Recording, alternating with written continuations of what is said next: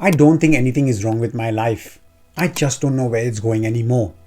Those were the words that the man at the cafe said to me, and although it's been a few months, I haven't been able to forget it. Now, he had been speaking softly on the phone seated at the next table. When the call ended, he stayed there for a long time, looking at nothing in particular, then turned to me. We had a small chat, and as he was leaving, he said it to me. I don't think there's anything wrong with my life. I just don't know where it's going anymore.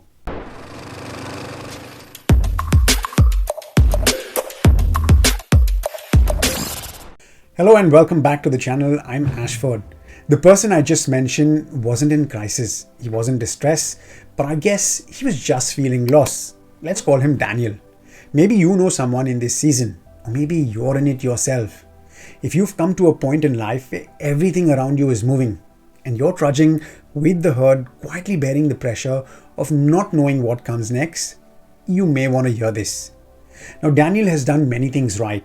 He's built a stable career, he shows up for his family, he even pays his bills on time. From the outside, his life appears responsible and structured.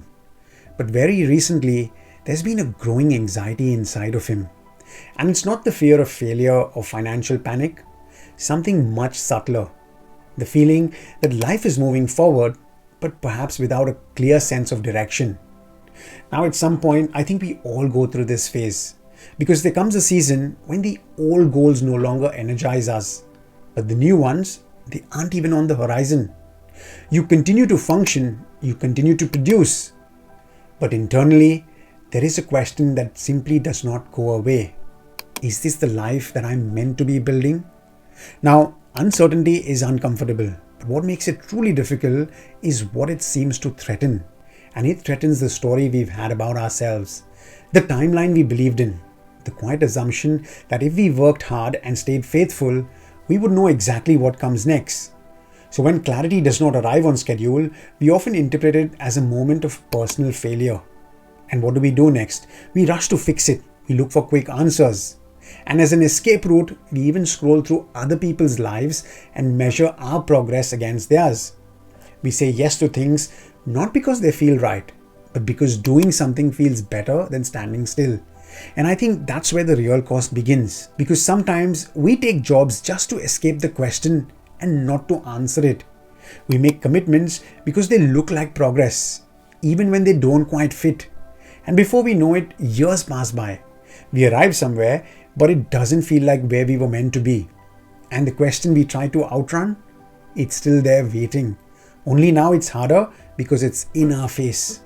Because so much of it has been built on top of it. This is what happens when we react to uncertainty instead of learning to walk within it. But there is another way to understand seasons like this.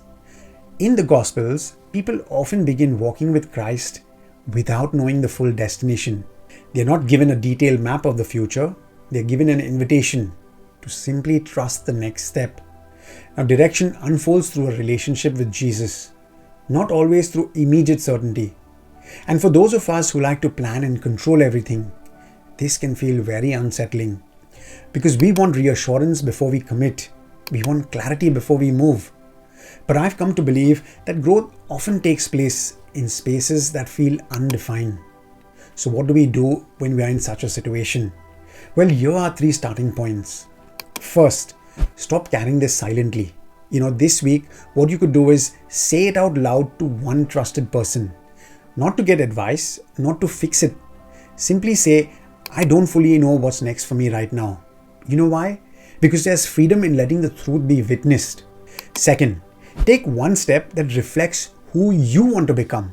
Not who you think you should be, not what others want you to be. Just one small action that aligns with your true value.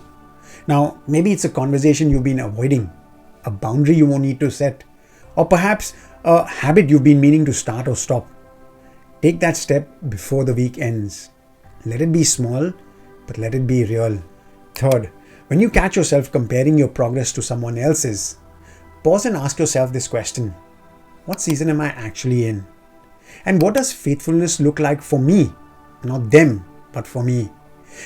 Different journeys mature at different speeds. What feels like delay may actually be preparation. Now, coming back to Daniel, he still goes to work each morning, he still fulfills his responsibilities. But lately, something in him has started to change. Instead of forcing certainty, he started to make space for reflections. He takes walks without his headphones. He allows difficult questions to surface in prayer. And he speaks more honestly with his spouse about what he's feeling. And slowly, the anxiety that once felt paralyzing is becoming something else. Not clarity yet, but steadiness. So if you are in a season of not knowing, the goal is not to eliminate uncertainty immediately. Perhaps the invitation is to learn how to walk faithfully within it. Take that thought with you this week. And if you know someone who is quietly carrying this kind of weight, this might be worth passing on. I'll see you in the next one. Until then, cheers and God bless.